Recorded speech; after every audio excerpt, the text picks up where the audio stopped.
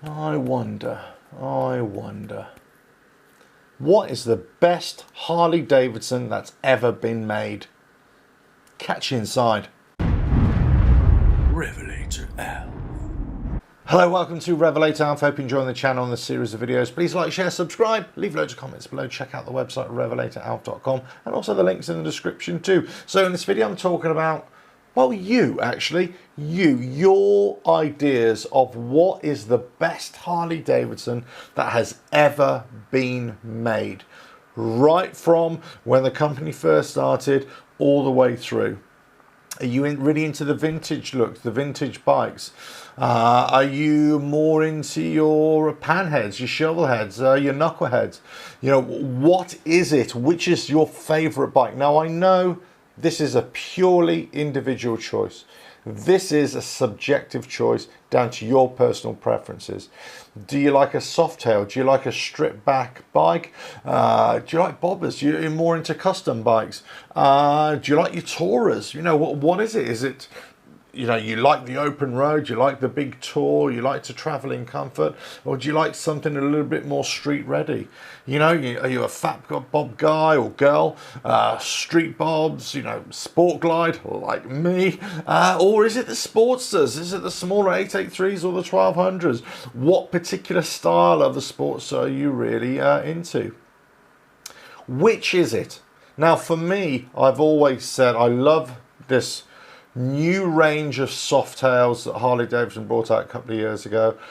That's what turned me on to Harley Davidson in particular. I always liked them. I always liked certain bikes. I didn't particularly like Harley Davidsons. I've said that repeatedly. But when I tried the Sport Glide and a lot of the other softails, I was sold immediately because they rode properly. In my eyes, they rode properly. You could stick it into a bend. Absolutely brilliant bikes. Lots of pep in them, lots of good handling, decent braking, overall package, and the look and the aesthetics is what I was looking for. So I would say the modern softails are, in terms of rideability, are the best Harleys that have ever been produced. However, my favourite Harley Davidson of all time is the XLCR from 77 to 79. That was based on the XLCH. It's the Cafe Racers.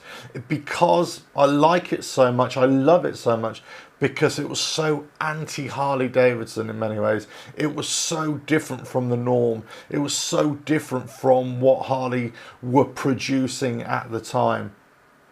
And it went against the whole, the custom look, the bobber look. You know, it went against the flames and the flame jobs and all that kind of stuff. It just was a great looking bike, and I still think it is a great looking bike. Yes, in comparative terms, it wasn't the best performing bike. It wasn't the lightest bike, which you would want a cafe racer to be. But, you know, that's all hearsay or by the by in my book. It still looks like a great bike. But what makes a great bike for you? Does it have to be handling? Does it have to be braking? Has it got to be the engine? Now, I know, of course, we can all change our engines, and in terms of performance, we can upstage them, and that's been going on since the year dot. You can change exhaust and air filters, and, you know, upstage the tuning now, the tuner, the remap everything. You can change the aesthetics of handlebars and lights and seats and colours and everything that you want. So, is it about the ride? Or is it about the comfort? Or is it about the look? Does it have to have a certain amount of dimensions? Is it all about rake and trail for you? Or is it about an overall package? Is it actually not about your decision at all? Is it about who's sitting behind you?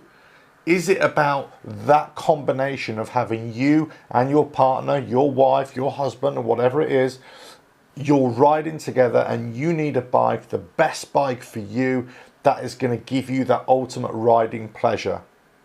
Are you just like an urban rider? Do you just want a bike that's light, nimble, and very nippy, that could just get in and out of the streets? Or do you want something that's a little bit of a roar and then get down the road in a straight line, something like a V-Rod, a muscle bike? Or are you a more of this tourer, you know, this grand tourer? What is it? Which is the best one? I'll be interested to find out, and I'll be interested to hear your thoughts on what is the best bike or best Harley Davidson of all time. Not just a current crop, of all time. Is it, as I say, is it a knucklehead? Is it a panhead? Is it a WL45? Whatever it might be. Let us know in the comments. Say, I've got my favourites. I've always loved the Dyners. I love the street bob on the Dyna.